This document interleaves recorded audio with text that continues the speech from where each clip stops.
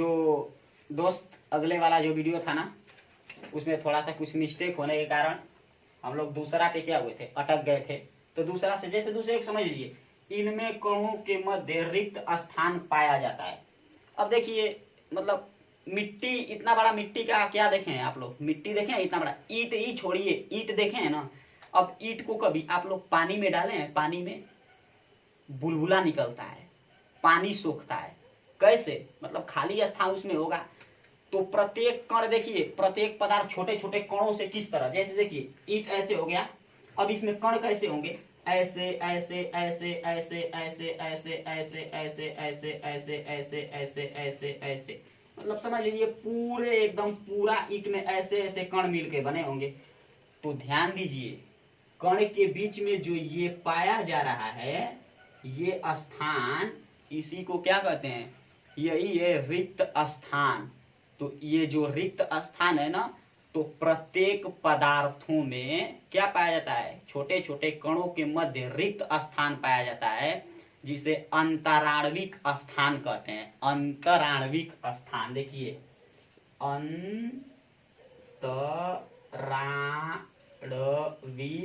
अंतराणविक स्थान या अंतराणविक अवकाश, अंतराणविक स्थान या अंतराणविक क्या कहते हैं, अवकाश कहते हैं। तो ये आप लोगों को समझ में आ गया होगा। तीसरी बात देखिए, देखिए तीसरी बात एकदम ध्यान से समझिएगा। तीसरी बात क्या है, प्रत्येक पदार्थों के कण आपस में कंपन करते रहते हैं। प्रत्येक पदार्थों के कण आपस में क्या करते हैं, कंपन। अब कंपन क्या हुआ, जैसे देखिए द्रव आप लोग देखे होंगे, पानी, उसके क्या होते हैं पदार्थ, उसके कण क्या होते हैं, तेजी से बहते हैं। गैस के देखे होंगे, गैस को यहाँ खोल दिए, परफ्यूम बहुत लोग मार कर आते हैं, खोल दिए यहाँ पे, कोई परफ्यूम वहां पे लगाया रहता है और महकता है कहाँ, पूरे कमरे में। कैसे, उसके कण गति करते हैं, तभी तो हवा के साथ गति किए, कुछ और के साथ गति किए, अपने आप गति किए, मतलब गति किए। तो प्रत्येक पदार्थ आपस में उनके कण, प्रत्येक पदार्थ के कण गति करते रहते हैं। वहां परफ्यूम मारा, यहाँ तक उसकी सुगंध आई या दुर्गंध, जो समझ लीजिए। परफ्यूम किसी को अच्छा लगता है, किसी को खराब, कोई सुगंध कोई दुर्गंध, तो वहां से क्या हुआ, गंध आई। इसका मतलब कि क्या हुआ, कण गति कर रहा है ना भाई, तो कण गति किया। इसी तरह अब देखिए, जैसे मान लीजिए जैसे देख लीजिए, मतलब समझ लीजिए कि हम एक बेंच पे बैठा दिए 5 लड़कों को, तो 5 लड़के होंगे, तो 5 लड़के अब किसी बेंच पे, एक पे मान लीजिए 2 को बैठाए, अब वो दोनों क्या करेगा, कोई इधर से इधर जाएगा, थोड़ा इधर से इधर जाएगा, मतलब ज्यादा स्थान होगा तो उसमें ज्यादा गति करेगा, वो हो गया। और उसी डेस्क पे, उसी बेंच पे 5 लोगों को ठूस दिए, तब क्या करेगा, अब उसको हिलने का भी मन करेगा, जाने का भी, तो उसी में ऐसे ही से ऐसे ही से ऐसे ही से थोड़ा बहुत कर लेगा। इसका मतलब क्या हुआ, इसका मतलब ये हुआ कि गति, प्रत्येक पदार्थ यानी कि ज्यादा स्थान नहीं मिल पा रहा है, इसीलिए क्या करता है, वहीं पे कंपन करने लगता है। तो कहने का मतलब ये है कि प्रत्येक पदार्थों के छोटे छोटे कण आपस में क्या करते रहते हैं, कंपन करते रहते हैं या गति करते हैं। ये आप लोगों का क्या हुआ, तीसरा पॉइंट। तो देखिए तीसरा पॉइंट क्या होता है, तीसरा पॉइंट हो गया, प्रत्येक पदार्थ के कण आपस में गति या कंपन करते हैं। प्रत्येक पदार्थ के कण आपस में क्या करते हैं, गति या कंपन करते हैं। एक बार देख लीजिए,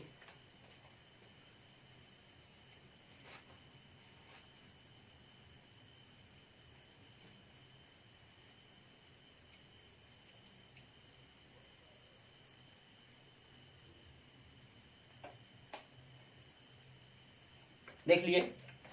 अब देखिए, अब हम आप लोगों को प्रत्येक अंतराणविक स्थान बता दिए, क्या बता दिए, आपस में गति भी। अब एक बात समझिए, अब क्या हुआ कि अंतराणविक स्थान, अब देखिए मान लीजिए कणों का स्थान, ये एक कण, ये दूसरा कण, इन पे एक दूसरे में बल तो लग रहा है, एक दूसरे को अपने ओर आकर्षित करने का या प्रतिकर्षित यानी आकर्षित करने का बल तो लग रहा है। तो समझ लीजिए कि एक बल लग रहा है ना। तो अब देखिए जैसे जैसे कभी आप लोग खेले होंगे कोई खेल, हाथ पकड़ के खींचा खिंचौआ, ऐसे एक दूसरे को पकड़ के खींच, पकड़ के खींच, तो जो ज्यादा दूरी पे होता है उसे जल्दी से निकाल लेते हैं। जैसे देखिए ये सेंटर हो गया, यहाँ से किसी वस्तु को, किसी एक व्यक्ति को यहाँ से खींच लेंगे, आसानी से खींच लेंगे, पर जो इसके पास होगा क्या इसे आसानी से खींच पाएंगे? नहीं खींच पाएंगे। ज्यादा ऊर्जा किसे खींचने में लगेगी, इसे या इसे? जो दूर होगा उसे आसानी से खींच के निकाल दिया जा सकता है, पर जो पास होगा ना उसे नहीं। जैसे चुंबक देखें, चुंबक, चुंबक के इतना दूर एक लोहा को रखिए और एक को इतना पास रखिए। चुंबक देखिए, चुंबक, ये चुंबक हो गया, एक यहाँ पे लोहा रखिए और एक यहाँ पे, किसको आप जल्दी से कम बल लगा के खींच लीजिएगा? इसको खींच लीजिएगा ना, इसको ज्यादा बल लगाना पड़ेगा। उसी तरह पदार्थों के बीच, यानी इसके बीच जितना स्थान घटेगा, जितना ये इधर आएगा, उतना इसमें बल तेजी से लगेगा। इसी प्रकार पदार्थों में भी होता है, उनके कणों के बीच में जितना स्थान, जितनी दूरी घटती जाती है, जितना अंतराण्विक स्थान घटता जाता है, उनमें उतना ही ज्यादा आकर्षण बल लगता है। बस, यानी जिसके पदार्थों के कणों के मध्य जितनी दूरी घटेगी, आकर्षण बल ज्यादा लगेगा। एक बार उसको देख लीजिए। जैसे चौथा पॉइंट हो गया कि दूरी घटने पर आकर्षण बल बढ़ता है। जैसे जैसे दूरी कम होगी वैसे वैसे खिंचाव ज्यादा होगा, तो आकर्षण बल हो गया। अब देखिए आकर्षण बल, अच्छा आप लोग क्या देखे होंगे, पानी देखें, पानी, उसके कणों को देखिएगा तो वो धीरे धीरे धीरे धीरे धीरे धीरे गति करते हैं, पर उसी को थोड़ा सा आप आग पे रख दीजिए, क्या होगा? बुलबुल बुलबुल बुलबुल बुलबुल बुलबुल बुलबुल, मतलब तेजी से गति करने लगते हैं, ऊपर नीचे ऊपर नीचे ऊपर नीचे ऊपर नीचे ऊपर नीचे ऊपर नीचे ऊपर होने लगते हैं। तो मतलब कहने का चौथा पॉइंट, पांचवा पॉइंट क्या हो जाएगा? पदार्थों को ऊष्मा देने पर उनमें गति करने की गतिज ऊर्जा बढ़ जाती है। पदार्थों को ऊष्मा देने पर उनकी गतिज ऊर्जा बढ़ जाती है। अगला पॉइंट नोट कीजिए, मैं समझ रहा हूं आप लोगों को अच्छे से समझ में आ रहा होगा। पांचवा पॉइंट क्या होगा? ऊष्मा। ऊष्मा का मतलब क्या हुआ? ऊष्मा का मतलब गर्म करने पर, गर्म करने पर, ऊष्मा देने पर गतिज ऊर्जा। गतिज ऊर्जा का मतलब गति करने की ऊर्जा, गतिज ऊर्जा बढ़ती है। पानी, पानी भी एक पदार्थ, क्या किए? उसको रख दिए, तसली भगोने में लिए, चूल्ही पे रख दिए, लगा दिए ईंधन, खौला दिए, खौलने लगा, उसके गतिज ऊर्जा में क्या हो गई? वृद्धि।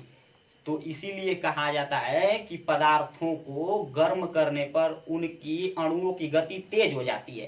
अब आप लोग देखे ही होंगे, ऐसी कोई बात तो नहीं है कि नहीं समझ पा रहे हैं, बस हो गया जो है समझिए, बस वही है। ऊष्मा दिए गति करने लगा, ऊष्मा दिए गति करने लगा, ऊष्मा ज्यादा दिए ज्यादा गति करने लगा। ठीक, अब देखिए आप लोगों के पदार्थों के अभिलाक्षणिक क्या हुए? पदार्थों के अभिलाक्षणिक गुण भी पूरा कंप्लीट हुआ। एक बार इसको देख लीजिए। अब आप लोगों की आगे जो आप लोगों का है वो होगा आप लोगों का क्या? पदार्थ की अवस्थाएं पढ़ेंगे। क्या पढ़ेंगे? पदार्थ की अवस्था। तो देखिए इसको एक बार देख लीजिए।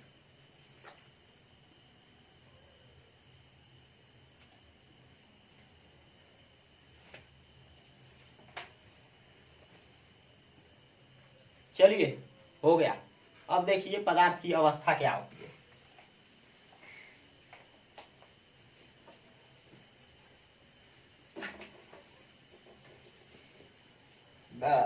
देखिए पदार्थ की अवस्था, देखिए ध्यान से देखिए आप लोग। अच्छा आप लोग ये बताइए कि आप लोग अधिकतर पदार्थ जितने देखे होंगे, कितने पदार्थ के देखे होंगे? पदार्थ कितने प्रकार के देखे होंगे? अरे भाई साहब, हम तो केवल 3 प्रकार के पदार्थ देखे हैं। एक ठोस, दूसरा द्रव और तीसरा गैस। 3 प्रकार के पदार्थ, पहला ठोस, दूसरा द्रव, तीसरा गैस। ठीक, ये और देखिए एक और देखिए ध्यान से, एक हम अलग से, ये मुख्य है पर एक अलग से आप लोगों को बता दे, एक प्लाज्मा अवस्था होती है। प्लाज्मा अवस्था क्या होती है? प्लाज्मा,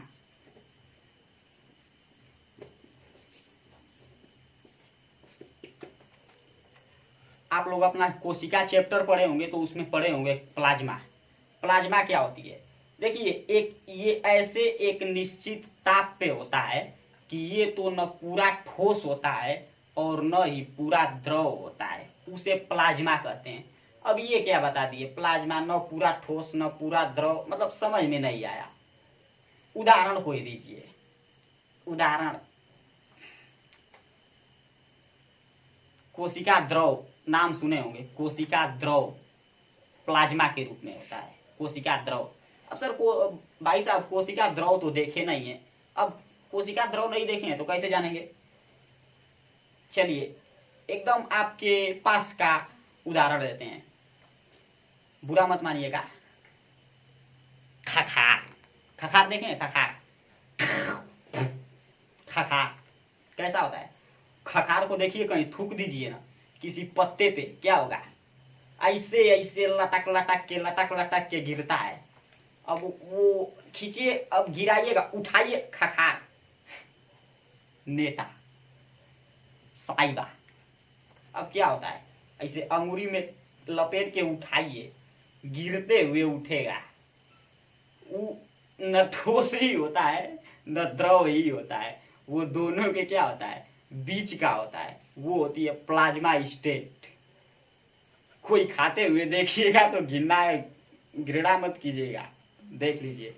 प्लाज्मा बताने के लिए, समझाने के लिए उदाहरण के रूप में क्या हो गया? खेखार,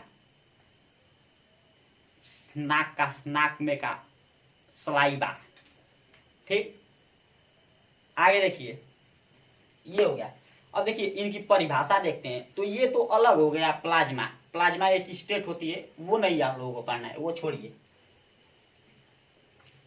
ठोस, ईंट को देखें, ठोस किसे कहते हैं? देखिए जिसकी आकृति और आयतन निश्चित हो उसे ठोस कहते हैं। क्या? जिसका आकृति और आयतन, जैसे देखिए उदाहरण के रूप में डस्टर, इसकी आकृति और इसका आयतन कितना इस पे रख दिए तो क्या किया? इतना स्थान घेर लेगा। ये इसका आयतन हो गया। आयतन बताए थे ना बाबू, आयतन हम आप लोगों को बताए थे।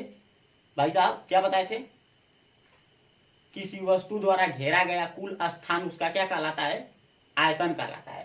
तो ये स्थान घेरा, यानी इसका आयतन भी फिक्स है, आकृति भी। अब आकृति, अब मतलब क्या, कैसे याद केवल करेंगे आकृति और आयतन? केवल रटना पड़ेगा? नहीं, रटना नहीं पड़ेगा, ध्यान से देखिए। इसका आकार फिक्स है, इसका आकार एक है, इस तरह देख रहे हैं आकार इसका, ये आकार बना इसका। अब इसको लोटा में डालें, बाल्टी में डालें, चारपाई पे रखें, रूम में रखें, कहीं रख दें, इसका आकार नहीं बदलेगा। ये डस्टर इस तरह का इसी तरह रहेगा, इस तरह का इसी तरह। अब जहां भी रखें इतना स्थान घेर लेगा। तो इसका आकृति और इसका आयतन दोनों क्या हुआ? दोनों इसका फिक्स हुआ।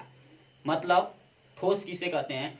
जिसकी आकृति और आयतन दोनों निश्चित हो। आकृति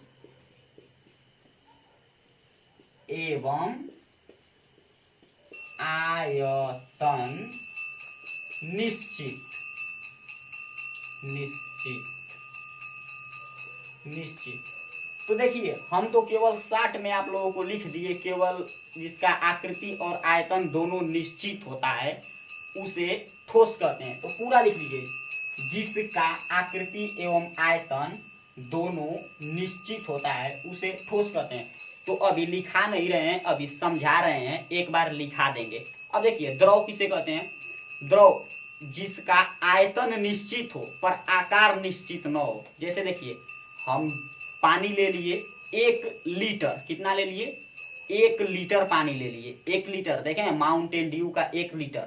अब उस 1 लीटर माउंटेन ड्यू को लोटा में डालिए, लोटा बन जाएगा। ग्लास में डालिए, गिलास की तरह बन जाएगा। बाल्टी में डालिए, बाल्टी की तरह बन जाएगा। या भगोना में पूरा दीजिए, भगोना की तरह बन जाएगा। यानी उसका आकार बदल जाता है जब भी डालें। मतलब धोखेबाज किस्म का आदमी है भाई साहब। एक के साथ गया उसकी तरह बन गया, एक के साथ गया उसकी तरह, इसके तरह, मतलब कैसे? तो उसका आकृति क्या होता है? बदल जाता है। नेचर गिरगिट, गिरगिट क्या होते हैं? बदलते जाते हैं। तो आकृति बदल जाती है पर आयतन फिक्स रहता है। 1 लीटर का लिए हैं माउंटेन ड्यू, तो 1 लीटर ही रहेगा। लोटे में डाल दिए, 2 लीटर का क्या है? लोटा है, उसमें डाल दिए, क्या 2 लीटर का हो जाएगा? नहीं, रहेगा 1 ही लीटर का, पर लोटा की तरह बन जाएगा। हो गया। अब देखिए, तो जिसकी आकृति क्या हो, जिसका आयतन निश्चित और आकृति अनिश्चित हो, आयतन निश्चित आयतन निश्चित एवं आकार अनिश्चित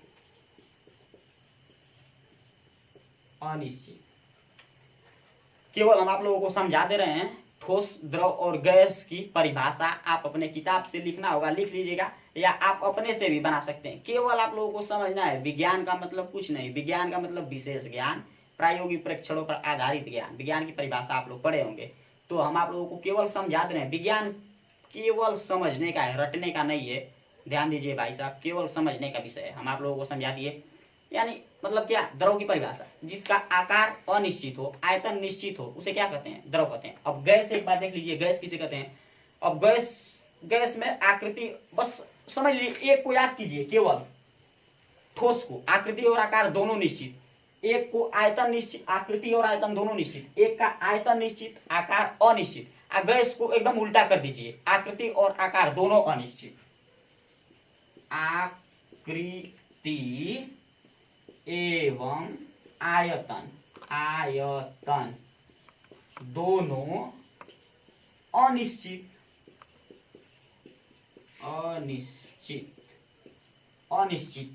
उसे क्या कहते हैं? उसे गैस कहते हैं। गैस का एक छोटा सा डिबिया लीजिए, इत्र जानते हैं?